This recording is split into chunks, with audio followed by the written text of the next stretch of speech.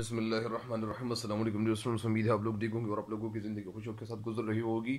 تو آج بڑھتے ہیں مزید اشعار کی تشریح کی طرف، لیکن اشعار کی تشریح سے پہلے اس سبق کا خلاصہ، اس سبق کا جو تنقیدی نوٹ ہے اور وہ بھی بتاتا چلوں، اور ساتھ ساتھ میرے چینل پہ نئے ہر آنے والے ان کو چاہیے کہ چینل کو سبسکرائب کریں اور گھنٹی کے بٹن بھی دبائیں، اور ساتھ ساتھ اب اپنے کمنٹ سیکشن میں بھی کچھ نہ کچھ لکھیں اور اپنی رائے کا اظہار ضرور کریں۔ ساتھ ساتھ اس ویڈیو کو لائک اور شیئر ضرور کریں اور اپنے دوستوں کے ساتھ اس چینل کے لنک بھی شیئر کریں۔ تو بڑھتے ہیں اس ٹاپک کی تفصیل کی طرف۔ تو کیا ہے یہ اصل میں میر حسن؟ تو میر حسن یہ ان کی پیدائش کب ہوئی تھی؟ یہ 1727 میں ان کی پیدائش ہوئی تھی اور وفات ان کی جو ہوئی تھی 1786۔ تو اصل نام یعنی 1727 یعنی 1727، اور پھر یعنی ان کی وفات، پیدائش اور وفات ان کی 1786 میں ان کی وفات ہوئی تھی۔ تو اچھا، نام میر غلام حسین، غلام حسن، اور حسن ان کا تخلص تھا۔ تخلص، وہ شاعر جب شعر میں اپنا نام استعمال کرتا ہے، اپنے نام کے اظہار کرتا ہے، اسے تخلص کہتے ہیں۔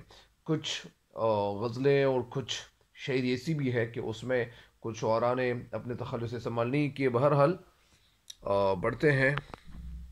تو اسی طرح ان کا جو اصل نام تھا کیا تھا؟ اصل نام کے حوالے سے میں نے آپ کو بتایا کہ ان کا اصل نام جو تھا وہ غلام حسن، اور حسن ان کا تخلص تھا۔ وہ نامور یعنی مشہور، نام رکھنے والے، ہجوہ گو، میر زاہد کے بیٹے۔ ہجوہ کرنا یعنی ہجوہ وہ نظم ہوتی ہے جس میں آپ کسی کو برا بلا کر کہنا چاہتے ہیں تو اس نظم کو کیا کہتے ہیں؟ ہجوہ۔ میر زاہد کے بیٹے اور میر خلیق کے والد اور مشہور مسیح نگار میر سنیس کے دادا تھے۔ نامور ہجوہ گو مطلب میر زاہد کے بیٹے، یعنی یہ جو میر حسن ہے تو یہ کون تھے؟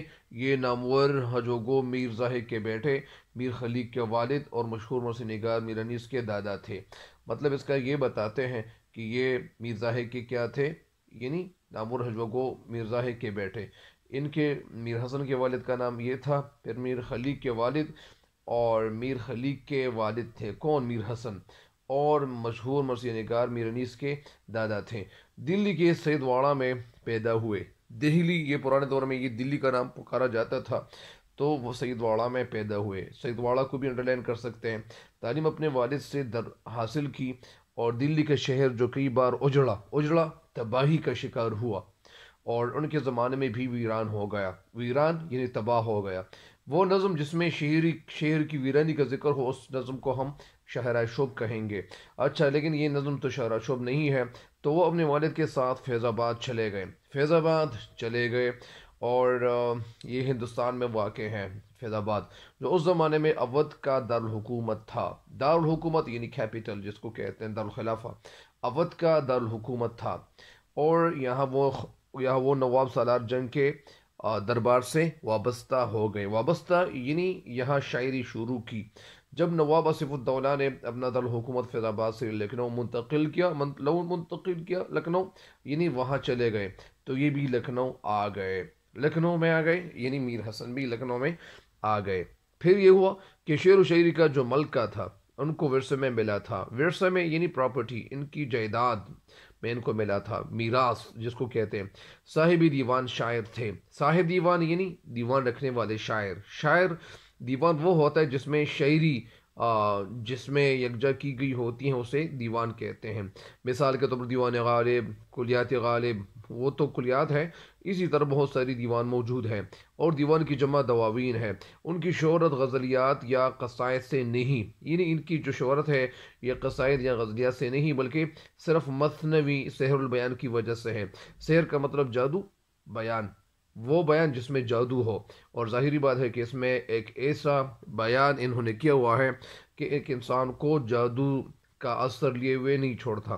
بہرحال ایک روایتی داستان جو دراصل شہزادہ بے نظیر اور شہزادی بدر منیر کا افسانہ عشق ہے۔ روایتی یعنی رسم و رواج، یعنی روایت کس سے کہتے ہیں؟ روایت اصل میں وہ ہوتا ہے جس میں یعنی نسل در نسل ایک کلچر جو وہ اسی طرح ان کو فروغ مل رہا ہو تو اسے روایت کہتے ہیں۔ اور اس کے حوالے سے، روایت کے حوالے سے، ڈاکٹر جمیل جالمی نے بھی بہت خوبصورت بحث کیا ہوا ہے اپنی کتاب میں۔ داستان جو دراصل شہزادہ بے نظیر اور شہزادی بدر المنیر کا افسانہ عشق ہے، افسانہ عشق یعنی عشق کا افسانہ ہے، لیکن میر حسن نے اپنے انداز بیان سے اسے واقعیت اور حقیقت کا رنگ دے دیا۔ مطلب اس کا یہ ہے کہ میر حسن نے اپنے انداز بیان یعنی بیان کے انداز سے واقعیت یعنی بھرپور، جس میں وقعات ہو، جس میں واقعیت ہو، اور جس میں حقیقت میں مبنی ہوئی باتیں ہوں، اور جس میں اوقات ہوں، جن میں عزت ہو، واقعیت کا مطلب، اور حقیقت کا رنگ دے دیا۔ حقیقت کا رنگ یعنی جس جو مجازی نہ ہو بلکہ حقیقت پہ مبنی ہو۔ اور واقعہ نگاری، کردار نگاری اور منظر کشی کے ساتھ انہوں نے اپنے زمانے کے رسم و رواج اور تمدن کی تصویر کشی بھی کی ہے۔ اور ساتھ ساتھ واقعہ نگاری، کردار نگاری اور منظر کشی، واقعہ نگاری جس میں واقعات ہو، کہ نگار کا مطلب لکھنا، اور نگار کا مطلب یعنی عاشق بھی ہے، لیکن یہاں پہ واقعہ نگاری یعنی واقعہ لکھنا، کردار نگاری اور رول ان کا احاطہ کرنا یا وہ لکھنا، اور منظر کشی، منظر کشی یعنی منظر بیان کرنا کے ساتھ انہوں نے اپنے زمانے کے رسم و رواج اور تمدن کی تصویر کشی بھی کی ہے۔ تمدن کسے کہتے ہیں؟ جو کلچر کو کہتے ہیں، اور تصویر کشی بھی کی ہے یعنی تصویر یہاں بیان کی ہے، مطلب یعنی معاشرے میں جو کچھ ہو رہا تھا تو اس کی تصویر وہ بیان کر چکے ہیں۔ اچھا، تو میر حسن کے کلام میں ان کی یادگار غزلیات، میر حسن کے کلام میں ان کی یادگار غزلیات اور قصائد کا ایک دیوان، مثنویات کا ایک مجموعہ، اور شاعروں کا ایک تذکرہ شامل ہے۔ بہرحال یعنی میر حسن کے کلام میں ان کی یادگار غزلیات و قصائد اور کا ایک دیوان، اور مثنویات کا ایک مجموعہ، اور شعروں کا ایک تذکرہ شامل ہے۔ تو اچھا، تو یہ تو تھا ان کے اوپر تنقیدی نوٹ، اور تب تک کے لیے مجھے دیجیے گا اجازت۔ اللہ نگہبان۔